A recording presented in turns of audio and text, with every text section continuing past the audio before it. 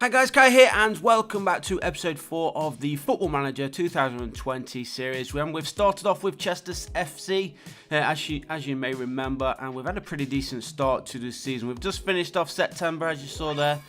We did finish though with a draw against Darlington, so a little bit of a bad result there, but hopefully we can pick it up at the start of October. There we go, we're getting all the months mixed up there. We did get, who's that? That is Asante. He got player of the month, so that is great for him. And I don't think we got manager of the month, did we? We did in the last episode, as you may remember, manager of the month for ourselves in our first one and second in the awards this time. So not quite manager of the month, but we was very, very close to getting it for this second month in a row. So let's jump into the action then. We are taking on Kidderminster, who are currently 9th in the Vanarama National League North. Obviously we want to get ourselves back to winning ways after that draw, and let's have a look there. The board are very pleased with our overall leadership of the team, so the board are happy with us. Hopefully we can help them get promoted into the next league up, and obviously hopefully into the Football League in the future. But let's try and keep on with the positive form. The players are really playing well right now. We are top of the table, currently 3 points clear. We go into this Kidderminster game as the favourites. Very decent form, of course. In fact, it says there, recent form excellent. So long may that continue. And as you can see, we've played most of these games without scoring and without conceding. Unless we're going to concede late on here, we almost did there. But the goalkeeper making a vital save. And the counter-attack is on here by Kidderminster last minute. And another chance goes begging. It's been very, very tight game there, but you can see that Kidderminster had 24 shots compared to our 10, but neither side could find the back of the net. So that's another draw. I suppose we'll take it. We were the away team, so we'll take an away point, and that's going to take us into the next match. Again, another away one, but this is the FA Cup third qualifying round, taking on South Shields. We do have 2 draws in a row, but we should be the big favourites going into this game. Hopefully get ourselves through to the next round of the qualifiers in the FA Cup. But just under 10 minutes gone, and we are on the attack here. That one's played through, somehow finds its way into the path of Danny Elliott, who bangs in his first goal of today's game.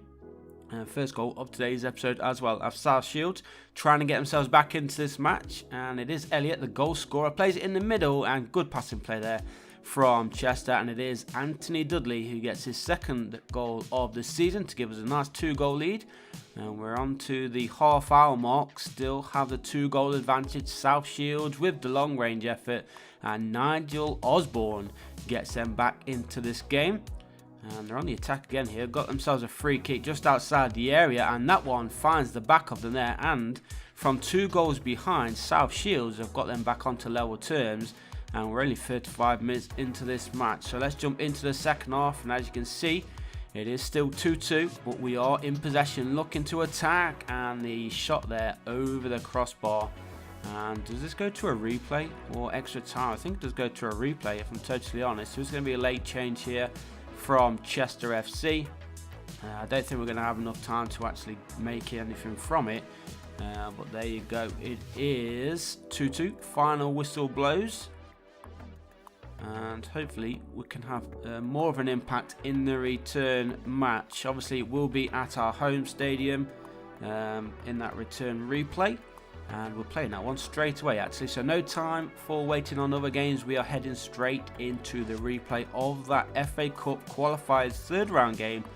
And after being 2 goals in front, South Shields did work their way back into it, come back and leveled things up at 2-2. Hopefully that doesn't happen today. We want a more positive performance, but we're still waiting for the first goal as we do approach the 20-minute mark. We are in possession of the home fans in full support here for Chester, and a great cross over the top of everybody, and Danny Elliott was there at the far post to give us the 1-goal lead, and I believe that was his ninth goal of the season in all competitions.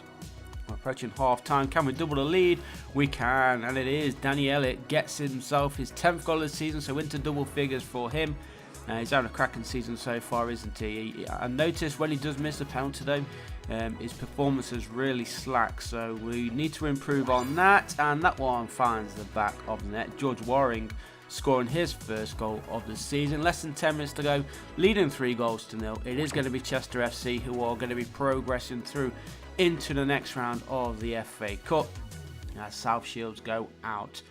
They did well in that first game, earned themselves a replay, so a little bit of extra money for themselves and for us, of course. But there is confirmation of a nice 3-0 win, and hopefully we can get one of these big clubs. And we still haven't lost since that York game earlier on in the season. We did go, 3 games without a win though, but we are back to winning ways against South Shields.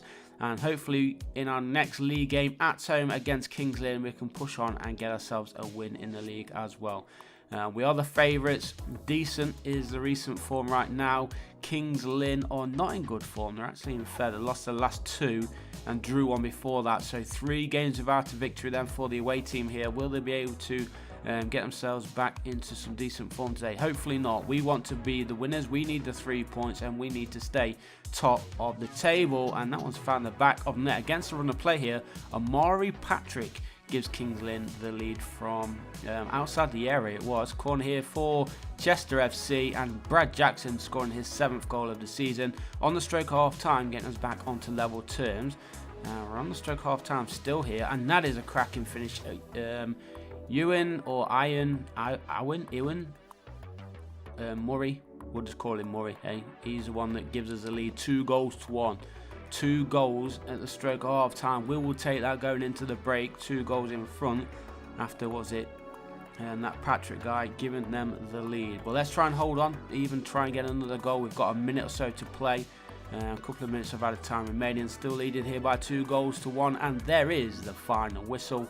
So another 3 points in the bag for Chester FC, and we do remain top of the table. Long may that continue. Of course, we need to try and build some kind of gap between ourselves and the chasing pack. Let's have a look. 6 points right now. Boston United, Hereford, Alfton, quite a few teams in or around the playoffs right now, but we are kind of running away with it. Let's have a look at the Premier League table. Leicester City are out of the relegation zone right now, but Arsenal, look at that, down in 15th. Not looking good. Liverpool up in 2nd, Manchester City up there as well. Tottenham still unbeaten. The only team in the Premier League actually right now who still remain unbeaten. The Brentford job is available. Obviously we're not cemented into staying at Chester FC. We do obviously want to try and get them promoted as high as possible, try and go as far as we can. But we're just going to have a look at the job, see what was available. And you never know, if any offers do come in for the services of ourselves, then we will obviously take them into consideration. But look at this, Curzon Ashton, they are in absolutely fantastic form right now, so this is going to be a tough one. We have picked up our own form as of late, so let's see how we get on in this one. 35 minutes gone, still no goals to speak of. It is Curzon who are through, and it is Callum Saunders who gives the away team the 1-goal lead. We are going to change our shouts here to demand more. Still no goals for ourselves though, as we are into the second half. Curzon Ashton back in possession, plays this one through, long range effort, and it is Callum Saunders yet again scoring from long range, getting his 12th league goal of the season. And it's not looking good for ourselves. This is going to be game number 2 where we do lose in the league. Remember, we did have a 6-point gap at the top of the table, but Callum Saunders has absolutely destroyed us today. He's got himself a hat-trick. You can see Danny Elliott there. He was on a red average rating, so he's been substituted off. We were still unable to make anything from it, and we do lose 3-0. A nice little hat-trick there for Saunders. GG to him, and a big disappointment for ourselves. So we really do need to pick it up in our next match, which is at home, taking on Harrogate. This is the FA Cup 4th round of the qualifiers. Can we get ourselves back to winning ways? We did put in a good performance in the last FA Cup match against South Shields, but let's see how we get on here against Harrogate. Not sure where Harrogate are in their own league. If they are in our league, I have no idea, if I'm totally honest. Well, let's see, can we go in front? We do. It is Akwasi Asante who gets his 9th goal of the season, giving us the 1-goal lead as we do approach the hour mark, and now we are heading towards the end of this match. We are still holding on to that narrow 1-goal lead here. We just need to keep possession if we can, and we will be going through to the next round. I think, is that into round 1? It might just be into round 1 with that victory. So we do go through. Harrogate are out, so unfortunate for them, but we're going to take it. We are through to the next round. Hopefully we get a good draw. Let's just see. We do have a handful of games remaining in today's episode, so don't rush off just yet. As I said, each episode will be a month of the league season, so there will be different variations of time on these episodes. And Kelsey Mooney, look at this guy. He is looking really good right now. 20-year-old young midfielder, English midfielder, I was going to say. Now let's try and pick him up. It is obviously going to be a free, but the contract is what we're trying to do here. I'm sure there will be some kind of compensation if we do bring him in. I don't think we're actually going to be able to. Our funds are very, very limited right now. We can't even change the wage budget. I could adjust these a little bit just to give him a little bit more of an appetizer to come to our club.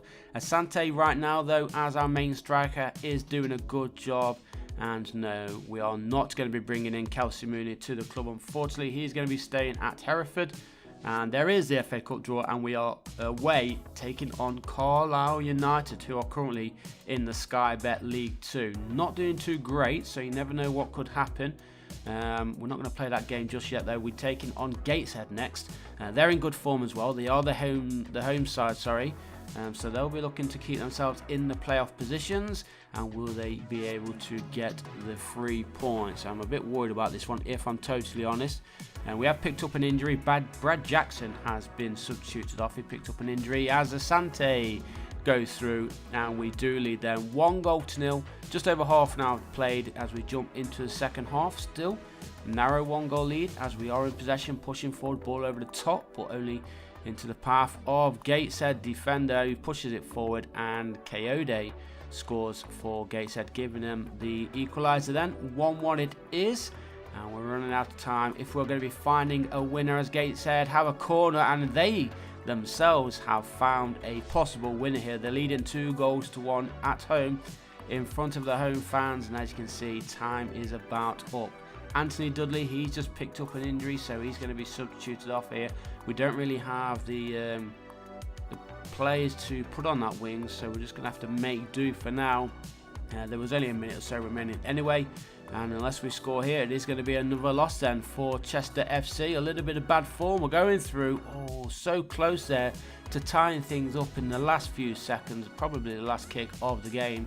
But they're 14 shots, only 3 on target, only grabbing 1 goal. So we are down to a 3-point lead, and Boston United actually have a game in hand now. So if they win that, they could possibly go above us on goal difference.